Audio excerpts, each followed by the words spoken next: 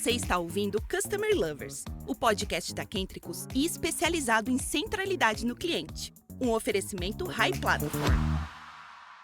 Olá pessoal, sejam bem-vindos ao podcast Customer Lovers, o podcast onde exploramos todos os caminhos da experiência do cliente e como ele pode transformar negócios. Eu sou Leonardo Palota, CEO e fundador da Paradox Academy, a primeira escola especializada em CX do Brasil. E hoje vamos mergulhar em um tema fundamental, a cultura people-centric. E o que é isso? Quem vai explicar para a gente é a nossa convidada. Eu sou o Zapata, fundador da Kentricus, que é uma consultoria especializada em CX. Estamos começando mais um episódio do Customer Lovers. A nossa convidada hoje é a Yalabá, uma especialista que traz uma visão inovadora sobre como a liderança e o engajamento dos colaboradores são cruciais para criar experiências memoráveis para os clientes. Seja muito bem-vindo ao podcast Customer Lovers, Yalabá. Para começar, você poderia compartilhar um pouco da sua história profissional, da sua trajetória profissional com os nossos ouvintes? Primeiramente, é um prazer estar aqui com vocês para a gente poder falar um pouco sobre esse assunto aí, qual eu sou apaixonada.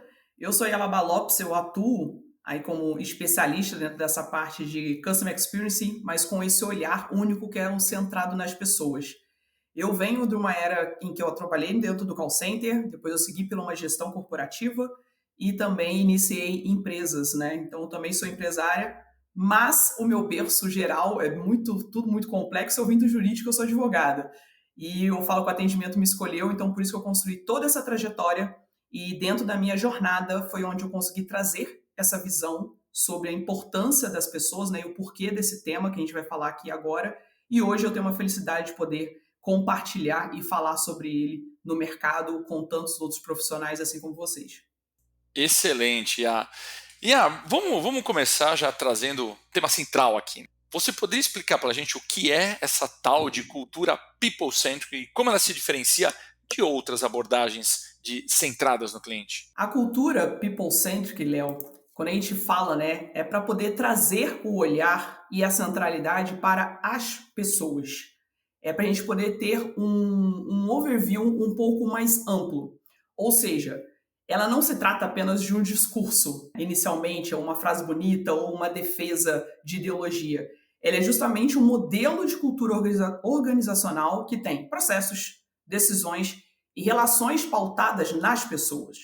E é justamente por esses motivos que eu coloco como diferente da centralidade no cliente, pois é preciso reforçar que, para a gente atuar em prol do cliente, eu tenho que ter uma base anterior a isso. É uma base que ela é formada justamente pela liderança e pelo colaborador. E é por isso que, se a gente colocar por uma ótica de execução, é algo que é construído de dentro para fora do negócio, de dentro para fora da empresa. Então, a gente tem alguns pontos, né, estrategicamente que estão dentro dessa cultura para a gente poder trazer como uma relevância muito forte, né, e por que ela acontece, o que de fato ela é e quais os impactos que isso traz. Porque quando a gente fala da cultura centralizada nas pessoas, né, da cultura people-centric, é eu ter a mesma ótica que eu teria única e exclusivamente para o cliente, é eu ter esse olhar para dentro do meu negócio. E eu entender que eu tenho um papel super importante de início para isso, que é o da liderança. Então, é a liderança que ela dá um start para tudo. E aí, o que de fato coloca como diferente de ser o centrado no cliente é porque nós envolvemos esses dois papéis para que ela seja construída e seja promovida e impactar, ao final, sim, o cliente. E agora a pergunta como Zapata. Yalabá, qual é o papel da liderança na construção de uma cultura centrada nas pessoas e como isso impacta a experiência do cliente? A gente precisa visualizar que a liderança ela é o ponto de partida. Como assim, Yalabá, o ponto de partida? A liderança é ela quem dá a direção, o guia. Ela é a personificação viva de uma cultura organizacional. E se essa cultura ela é centrada nas pessoas, que é o que de fato eu defendo e eu implemento, então é uma liderança que ela vai sustentar essa centralidade com uma consistência. E por quê? Porque ela de fato atua e tem um olhar responsável por alguns pilares que impactam diretamente na experiência do cliente. O que seria isso, né? justamente o definir ou defender a cultura organizacional, para que a gente fuja de ter apenas algo que é conceitual, né, que seja ali uma cultura de parede, ou seja, a liderança, ela exemplifica isso em ações e atitudes. Logo, ela vai garantir também, após defender e aplicar a cultura organizacional, ela vai garantir o desenvolvimento das pessoas dentro dessa cultura, ou seja, das pessoas que estão dentro da organização. Isso é um papel fundamental da liderança. Assim como instituir as melhorias contínuas de processos através de uma escuta ativa, de uma troca que ela tem com esses colaboradores. Como eu falei um pouco antes, o pilar, né, a base para essa construção, ela é liderança e colaborador.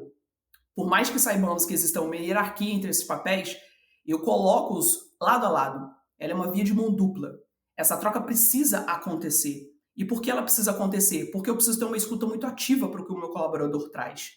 Afinal, a gente, enquanto líder, eu falo porque eu já exerci também muito esse papel dentro da corporação e hoje dentro das minhas próprias empresas, a gente muito tem visões sobre como construir, visões estratégicas, e por vezes, quando você coloca isso na operação, não é exatamente como você almejou. Então, se eu não tenho esse canal e essa troca ampla com o meu colaborador, eu, por vezes, estou deixando de potencializar resultado porque eu não dou essa abertura para ele. Que aí entra um outro ponto que, para mim, é o grande crucial, que também é o promover o ambiente positivo dentro das organizações. O colaborador ele precisa sentir uma segurança, né? O que a gente chama de segurança psicológica. E esse foi um dos pontos também que eu coloco como papel da liderança, que está elencado no meu livro, que é determinante para que a gente tenha um sucesso dentro do negócio como um todo. Por quê? Porque quando a gente tem esses pilares, né, de fato respeitados, o colaborador ele se conecta.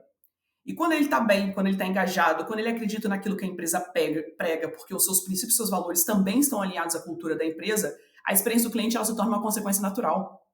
Porque não é sobre apenas você querer colocar o cliente no centro. É sobre você construir uma base sólida onde as pessoas se sintam parte daquilo com um propósito claro. Ou seja, isso está à evidência. Então, o cliente ele vai sentir isso quando ele for atendido, ele vai sentir isso no produto, ele vai sentir isso no tom de voz, no contato, no cuidado. Então, costumo dizer, não tem como você ter uma cultura centrada no cliente se você não tiver uma liderança genuinamente centrada nas pessoas. De uma forma geral, os colaboradores eles devem ser vistos como clientes, né? O que não acontece em muitas empresas. Agora, quando a gente tem essa perspectiva, como essa nova perspectiva poderia mudar a dinâmica dentro de uma empresa? Vamos analisar o seguinte, Léo. Se eu trato o meu colaborador como eu prezo e defendo que eu deveria tratar o meu cliente, ou seja, com escuta ativa, com atenção, com uma personalização, dando suporte, valorizando. Será que eu de fato não tenho essa mudança internamente dentro da minha empresa? O que eu quero dizer com isso? Quando a gente consegue trazer isso para uma execução interna, eu consigo potencializar esse relacionamento liderança-colaborador. E por que isso traz, né, um impacto? Por que isso traz uma diferenciação, né? O que seria diferente das organizações se elas conduzissem com essa ótica que a gente acabou de sinalizar? Porque quando eu trato o colaborador como cliente, vamos colocar dessa maneira, eu compreendo das suas necessidades, dores, dos seus desejos, e isso muda a forma como a liderança vai se relacionar com as suas equipes. Ou seja, eu trago menos autoritarismo e mais empatia. E a gente sabe que relações elas são construídas à base de conexões. Então, eu não preciso, mesmo que eu tenha, né, uma autoridade dentro daquele espaço, eu não preciso colocar isso à prova a todo momento. Porque é muito da forma como eu construo esses relacionamentos. Então, a partir do momento que eu tenho esse cuidado de escuta, eu já consigo trazer esse lado com uma visão muito mais genuína, muito mais envolvente. Assim como se a gente colocar para o lado de jornada. A gente tem a jornada dos clientes. Então, se eu penso na jornada do colaborador, ou seja, algo que ele vai percorrer e a caminhada dele muito mais bem cuidada, tanto do onboarding ao desenvolvimento, ao reconhecimento, eu também potencializo a experiência dele. O que vai consequentemente melhorar no seu engajamento e na sua produtividade. E por quê? Porque quando o colaborador, nós enquanto atuantes de empresa, quando a gente se sente valorizado, visto, reconhecido, de fato a gente tem ali internamente mais motivação e a gente tem mais vontade de entregar tanto mais em quantidade quanto mais em qualidade, ou seja, mais e melhor. E isso vai ter um impacto direto na experiência do cliente. Então, se eu tenho uma liderança muito mais responsável, com uma visão ali de serviço, Eu entendo que eu deixo de ser chefe para eu entender que eu sirvo a minha equipe. Liderança ela é permissão. Liderança não é cargo. Porque você pode ter o status de chefe, né, de líder, porque você ocupa a função, mas nem sempre você vai ser um líder de verdade.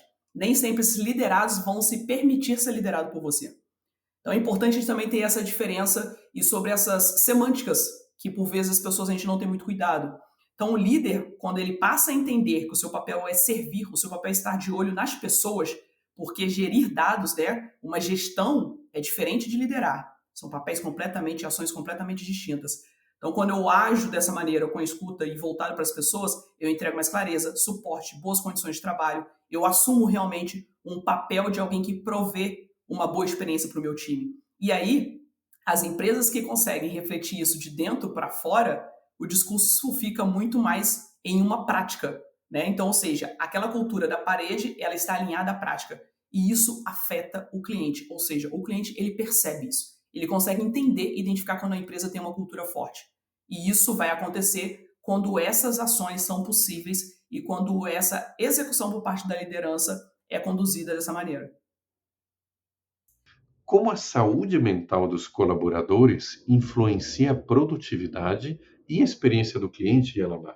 Quais práticas você recomenda para promover um ambiente de trabalho mais saudável? É bem interessante a gente trazer esse assunto, porque em breve, né, agora, até nesse meados de mês de maio de 2025, isso passa a tornar uma regulamentação dentro das empresas, né, o cuidado da saúde mental dos colaboradores.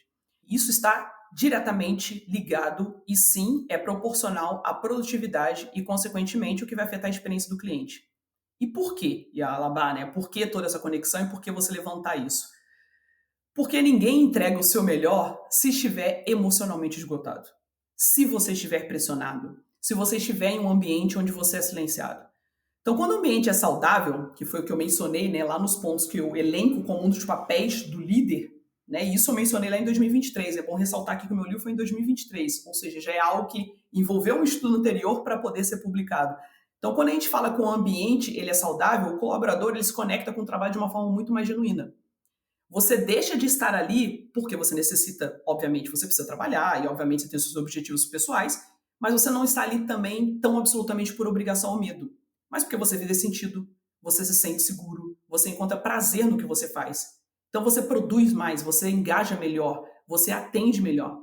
E é por isso que esse papel da liderança em construir esse ambiente positivo, o segredo está no como. Como as reuniões são feitas, como o feedback é dado, como os erros são tratados, como os líderes se comunicam. Tudo isso pode construir ou destruir a saúde mental de um time. E quando você mencionou sobre as práticas, né, quais as práticas que eu recomendaria e que eu geralmente recomendo para que as empresas possam ter esse start, eu coloco como premissa a liderança precisa praticar a empatia. Isso significa o que exatamente, né? Ou seja, eu de fato saber ouvir, acolher, comunicar com clareza e entender que a autoridade não é autoritarismo. Porque o que a gente vê muitas das vezes é o desgaste emocional dos liderados pela forma como a cobrança é executada, né? Pela forma como o ambiente é conduzido. Por que você precisa produzir? A pessoa tem ciência. Quando ela entrou na empresa, ela tem ciência disso. Só que é tudo como você constrói isso no decorrer do percurso. Então é fundamental ter os espaços de escuta ativa e segura.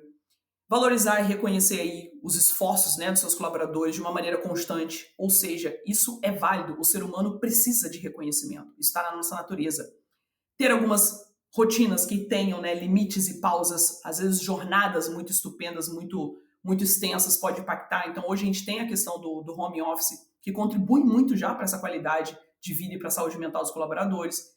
Ter suporte emocionais, né, quando necessário. Hoje acontece de inúmeras organizações elas contribuírem e colocar isso a favor dos seus colaboradores, né, para que eles possam ter ali sessões de apoio psicológico, etc. Ou seja, isso é importante, porque a gente tem que entender que o suporte do ser humano para que ele funcione, vamos dizer assim, não é apenas técnico a sua instrução, é muito mais emocional.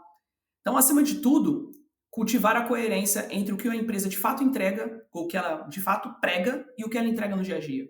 Isso aqui precisa ser congruente. Então, saúde mental ela é uma responsabilidade que ela é compartilhada. Ela começa com uma liderança consciente do seu impacto. E o impacto sendo positivo, o reflexo, volta a dizer, chega no cliente sem nenhum esforço, porque ele vai sentir pela postura, pela condução e pela forma de quem o atende exatamente isso. Ou seja, mais uma vez, volto a dizer, o que se é construído internamente impacta externamente e automaticamente você consegue promover uma experiência do cliente com muito mais excelência. Excelente, Iá. Eu queria agora entrar num outro tema que até num bate-papo antes do podcast a gente estava comentando, e você chegou a falar sobre personalização, né? Ou seja, o funcionário, e aí sob o ponto de vista do colaborador, né? O colaborador não ser apenas um número ali na empresa, né? Então você comentou sobre essa personalização como uma tendência. Como as empresas podem implementar essa abordagem de uma forma mais eficaz? Vamos entender que quando eu falo em personalizar, não é apenas a gente chamar pelo nome. É algo muito mais profundo do que isso. É muito mais algo em que eu me debruce para conhecer com quem eu estou me relacionando, né? Conhecer de fato quem é a pessoa que está ali dentro daquele ambiente comigo. É a mesma coisa do que a gente trata com os dados do cliente. Volto a dizer, esse olhar interno é o mesmo que a gente se preocupa para construir da porta para fora da empresa. Eu preciso ter isso do meu lado de dentro. Isso precisa ser construído previamente nessa base, porque essa base precisa ser sólida. Eu não posso somente focar numa construção de experiência do cliente, vamos trazer para um exemplo aqui comum, né? Focar pensando no meu telhado, como ele será visto, se eu não penso no alicerce na construção de parede dessa casa. Isso precisa existir antes. E eu e Alabá enxergo que essa é a necessidade anterior. Então, quando a gente fala, né, de como eu vou trabalhar essa personalização junto aos meus colaboradores, é eu ter também a coleta de dados e informações necessárias dentro ali, né, do meu time, dentro dos meus liderados, que sejam ali informações inteligentes, para que eu possa trabalhar cada vez mais de uma maneira mais assertiva e direcionada a cada um. Eu entender quem são, eu saber quais são os objetivos deles, quais são os sonhos. Quantos líderes, em alguns momentos, ele pergunta exatamente qual é o seu grande desejo aqui dentro, qual é o seu objetivo, o que você busca, qual é o seu grande anseio. As pessoas não param para ouvir, porque é como se isso para mim não fizesse diferença. Eu só estou te contratando, aqui tem o seu contrato de trabalho, você assina e ok, o seu pagamento está todo dia tal na sua conta. Não é sobre isso. Não é apenas sobre isso. Não pode ser apenas sobre isso. Então, quando eu consigo ter esse olhar para os dados, né, onde eu levanto um pouco mais, identificando tantos comportamentos, preferências, eu consigo compreender ali o que de fato aquele colaborador quer, dentro do meu contexto de alinhamento e de abordagem com ele, isso vai ficar muito mais alinhado. Isso vai ficar muito mais ele vai ter muito mais comprometimento. Isso me fez lembrar até de uma situação na minha época de uma oportunidade corporativa, que eu observei uma liderada minha na época, em que ela estava sempre lendo, né, muito livro ali durante o call center, era na parte de atendimento telefônico, e eu via que às vezes ela tentava esconder e tal, para que não fosse visto, né, que ela estava fazendo aquilo. E aí, numa oportunidade, eu perguntei para ela, né, se ela estava fazendo alguma especialização, algum trabalho ali, alguma coisa extra, enfim, qual era, né, o real objetivo, e ela resolveu ali de uma forma muito cautelosa, ela abriu que estava estudando para concurso público, que era o grande interesse dela.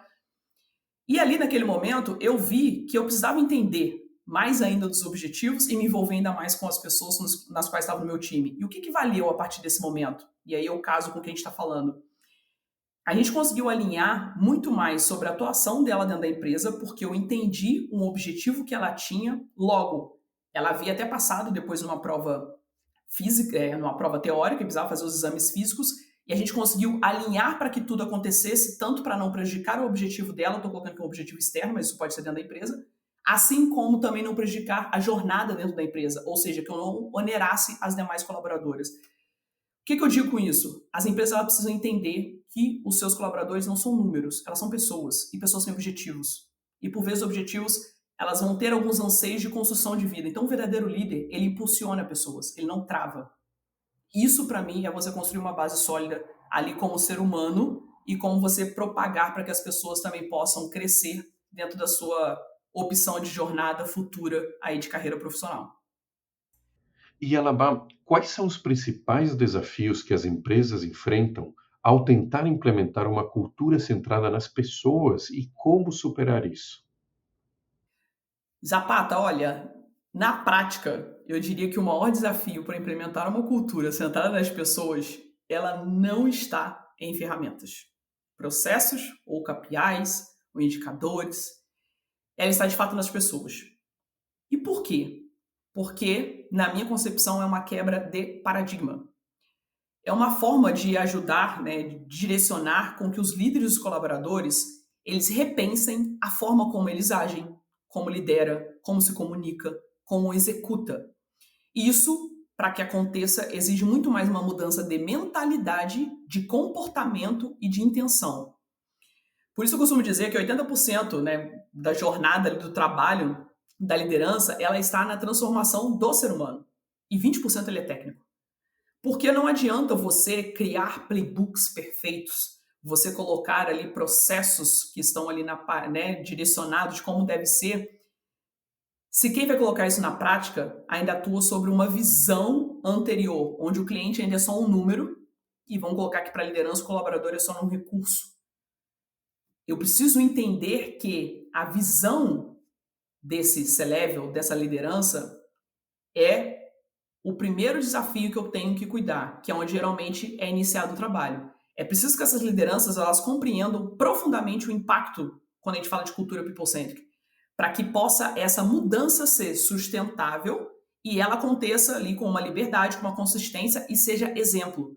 Então, a partir daí, ela entra o processo de você preparar, direcionar, desenvolver todas as pessoas que estão envolvidas no projeto, para que elas compreendam não só o como, mas principalmente do porquê da mudança, do porquê da forma de olhar, do porquê da forma de agir. E é nesse ponto que a transformação ela de fato acontece, porque não adianta apenas as pessoas elas aprendem muito mais pelo exemplo e pela ação. Porque você deixa de ser, de conduzir apenas como um discurso e você passa a viver isso no dia a dia. E a partir do momento como a gente vive, quando a gente sente, é quando a gente não esquece. Então a cultura centrada nas pessoas, ela não é algo que se instala, que você vai lá, instala e foi. Ela se constrói. Ela é construída. E ela é feita com clareza, com coragem e com compromisso de quem de fato assume atuar com essa ótica e com essa forma de operação. Ian, como é que um processo de onboarding bem estruturado ele consegue impactar a integração desses novos colaboradores em sua relação com a cultura da empresa? Um grande desafio, inclusive, né? Total. Bom, quando a gente fala da cultura centrada nas pessoas, e o processo de onboarding, ele não é só uma etapa administrativa, vamos colocar assim, uma fase que tem que ser cumprida, vamos dizer. Ela é a primeira experiência real da cultura da empresa aos olhos do colaborador. Ou seja, é o momento em que ele vai entender, que ele vai realmente internalizar o que aquela organização valoriza. E isso é decisivo para poder despertar nele ou não um senso de pertencimento, confiança, conexão, ou seja, porque o colaborador hoje, ele identifica e ele avalia se os princípios e os valores daquela organização estão alinhados aos dele. E nem sempre antes de uma entrevista, no momento de entrada, isso é perceptível. Logo, nesse percurso, já é um momento que ele vai fazer essa análise. Como a gente costuma dizer, que o onboarding para o cliente, ele é determinante para poder dizer se o cliente vai permanecer na sua base, ou seja, a gente costuma até dizer que eu acho que varia até de 50% a 60%. O onboarding ele é responsável por isso, porque é uma fase determinante. Isso daí é a mesma coisa para o seu colaborador. Então, se a gente defende que os colaboradores devem ser tratados como clientes internos, o onboarding ele é o nosso primeiro atendimento, como se fosse o primeiro atendimento ao cliente. Por isso ele precisa ser estruturado, ter um acolhimento, ter uma intencionalidade. Por volta de uns 15 anos, quando eu estava em gestão, eu já aplicava inicialmente um processo, a gente chamava muito ali de integração, boas-vindas, a gente não utilizava muito esses termos, vamos colocar da maneira como a gente traz hoje, dentro do mundo de experiência do cliente como um todo, que é extremamente importante também que, além de toda essa parte inicial, não seja apenas uma apresentação teórica. É importante que o colaborador, dentro de toda a viabilidade e possibilidade, ele tenha uma vivência prática nas áreas da empresa. Eu executava isso com o meu time há 15 anos. Por quê? Se eu tenho um atendimento em que ele é o comunicador da empresa, em que ele é a ponte de solução entre cliente e empresa, esse meu colaborador, ele precisa ter um olhar 360 do que aquela corporação de fato faz. Ele precisa entender como a empresa funciona na prática, no dia a dia. Então, o colaborador passava por todas as áreas, por todos os setores de administrativo, financeiro, comercial, operacional, enfim, para entender qual é o impacto de toda a cadeia. Entenda, a gente tem a jornada do cliente, tem uma jornada do colaborador, e essa jornada do cliente internamente, ela passa por toda a organização a depender do que é feito. O colaborador precisa conhecê-la, ele precisa vivê-la, ele precisa saber por que de repente um prazo ele é de 10 dias, ele é de 10 e não pode ser de 5. Para que, se eu for abordado e questionado no atendimento, eu tenho conhecimento suficiente para poder apresentar isso com mais clareza para o meu cliente. Quanto mais conhecimento a gente tem, mais autoconfiança nós obtemos e automaticamente mais segurança nós passamos na comunicação.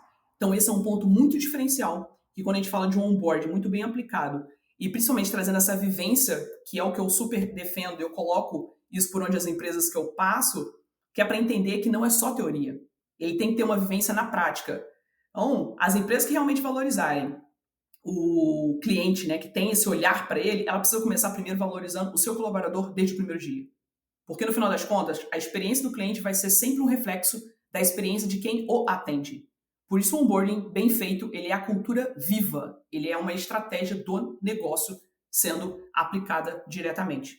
Finalmente, Yalaba, quais métricas você sugere que as empresas acompanhem para avaliar a experiência do colaborador e a eficácia da cultura people-centric? Bom, o que a gente pode colocar aqui, né, para a gente poder avaliar uma eficácia dessa cultura, é bem importante a gente entender que, além das métricas tradicionais, que a gente já bem conhece, né, como pesquisa de clima, avaliações de desempenho, a gente entender quais indicadores que a gente pode, de fato, trazer, né, que reflita aí a real experiência do colaborador na jornada dele internamente. E se a gente pegar pela mais popular que a gente tem de experiência do cliente, que é o NPS, a gente pode olhar para o ENPS, que é o Employee Net Promoter Score. É onde você, de fato, vai conseguir ter uma medição, né, de grau de recomendação do seu colaborador. Quanto que esse colaborador indica essa empresa para que outras pessoas trabalhem? Então, essa métrica, ela vai te trazer uma visão clara sobre como está o engajamento e a satisfação interna do seu time. Porque se esse ENPS, né, está bem aquém, você precisa entender que você já tem um problema sério ali internamente.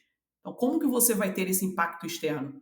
Então, além disso, a gente pode pensar também em outras pesquisas, né, de experiência do colaborador, de momento-chave que você pode captar da jornada que você realiza com ele, ou seja, eu entender, e depois do onboarding que foi feito, que a gente acabou de falar um pouco anteriormente, qual é a pesquisa, né, que você pode aplicar? Aplique uma pesquisa para entender. Será que ele está sendo eficaz, está sendo eficiente? Ele traz clareza? Ele apresenta de fato o que a empresa prega, né? Quando acontece uma transição de cargo, por exemplo, quando há um desligamento, quando o cliente cancela, a gente não pergunta? Por que quando há um desligamento não é feito um levantamento de dado para entender ali o sentimento do colaborador? Então, essas pesquisas, elas vão trazer alguns insights sobre a percepção que os colaboradores têm sobre as etapas que a empresa traz, né?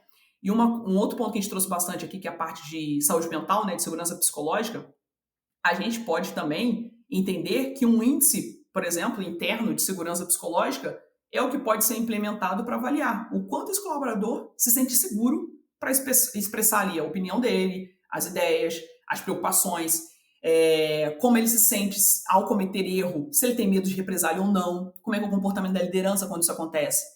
Logo, é um outro índice também que vai ser crucial para entender se o ambiente construído e fornecido ele é de confiança e de segurança.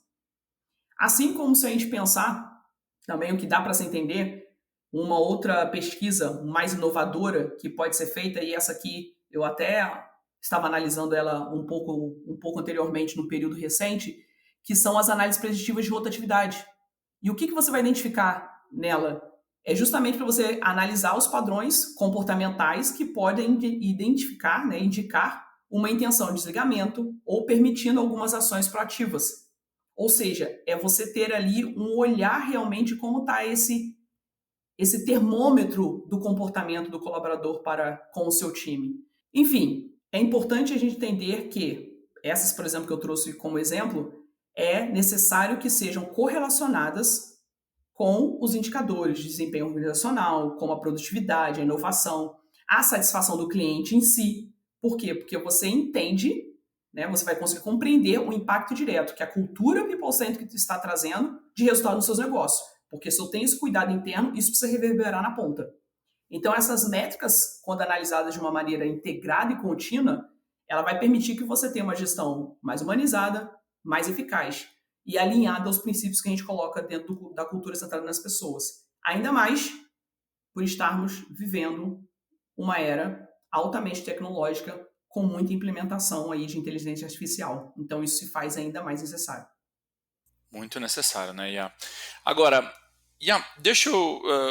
vamos lá, a gente trouxe bastante teoria aqui, mas já alguns exemplos, mas eu queria que você conseguisse compartilhar um exemplo realmente de uma empresa que implementou com sucesso uma cultura people-centric e os resultados que essa empresa obteve, só para a gente colocar um pouco em prática tudo isso que a gente tem falado aqui. Claro, vamos lá. Vou trazer um exemplo de uma empresa que eu atuei até no período que, logo em sequência, eu já estava nela, e enquanto o livro estava sendo desenvolvido, estava sendo escrito, ou seja, teve muita visão prática ali do que eu acreditava e automaticamente eu já ia conseguindo instituir junto à diretoria de clientes e juntamente à área ali. Então, os primeiros ganhos, vou colocar assim, iniciais, ainda não mensuráveis, foi um ambiente muito mais colaborativo. Nós tivemos mudanças de mindset das lideranças, assim, de uma forma incrível, tá? E se a gente trouxer isso para métricas, principalmente das áreas, né? A gente trabalhou com todas as lideranças ali envolvidas, porque, como eu falei, o impacto acontece dentro da organização. Quando a gente fala de cultura, a gente fala de um todo.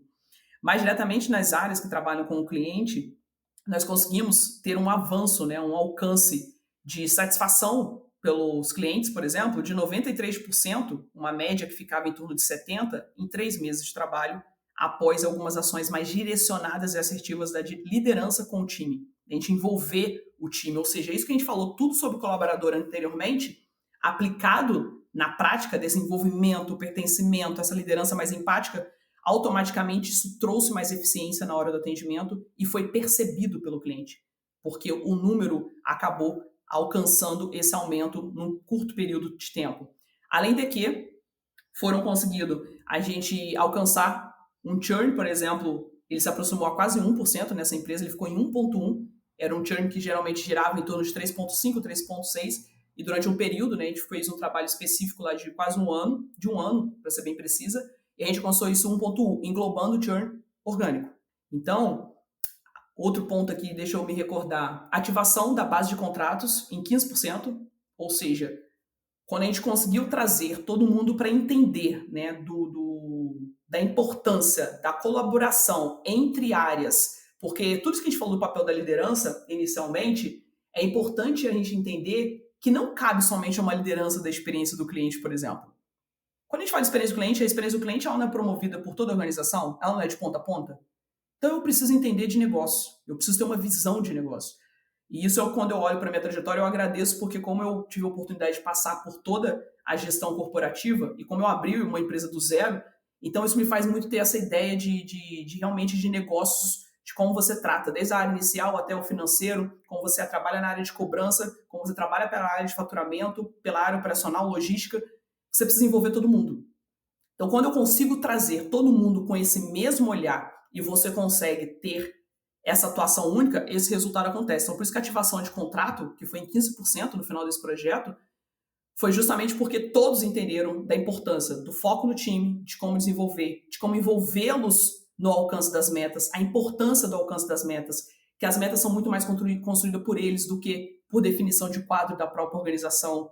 Então, também teve uma outra empresa que a gente conseguiu ampliar, né, com o atendimento sendo mais envolvido e colocando para eles a importância deles dentro da corporação, o impacto que eles causam, isso já foi no e-commerce, um dos maiores e-commerce que a gente tem no Brasil. Eles simplesmente, a gente conseguiu fazer um trabalho e o tempo deles de espera, porque a gente tinha muita delonga para atender cliente pelo WhatsApp, enfim, a gente conseguiu reduzir isso de 5 horas para em torno de 40, 50 minutos. Por quê? Porque passou a ter muito mais comprometimento. A gente teve uma troca de liderança nesse caso, que foi necessário, e a gente conseguiu trabalhar tudo isso que a gente falou durante esse tempo aqui agora. E a gente conseguiu ter isso como resultado final. Além de também ter ampliado a satisfação de cliente, que saiu de 68% para 94%. E foi um número depois que se manteve estável. Ah, ela foi um pico? Não. Quando eu falo disso aqui, que a mudança comportamental, principalmente, é para garantir um crescimento sustentável. E essa que está a diferença. Porque quando a gente trabalha com o ser humano, com o desenvolvimento de pessoas, a gente consegue trabalhar com uma coisa mais sustentável, não com picos de alcance. Né? Um mês vai, outro mês não vai. Não, você consegue ter uma coisa muito mais consistente.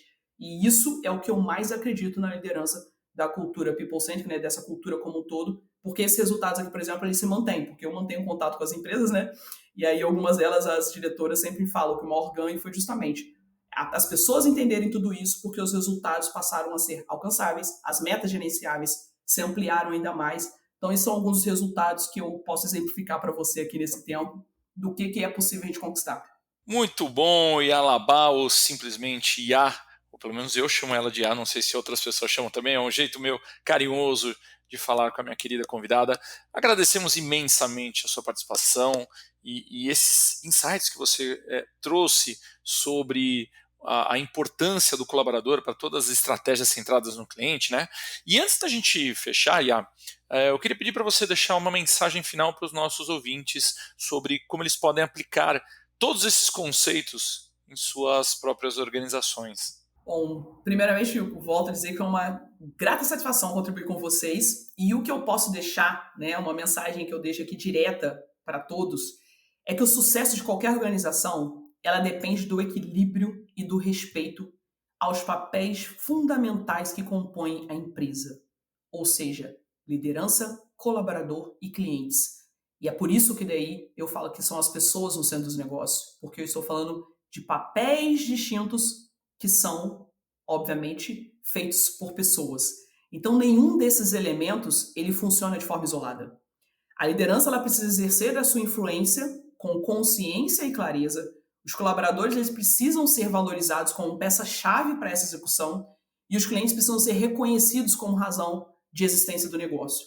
Então, quando a empresa ela compreende esses 3 pilares e que eles não competem entre si, mas eles se complementam, ela começa a construir essa cultura realmente sustentável. Investir nas pessoas é muito mais do que um discurso bonito, né? Por mais que a gente discute falar, porque é importante isso, né? Simon Sinek já disse que se você não entende pessoas ou entende negócio, a gente precisa entender que é uma estratégia.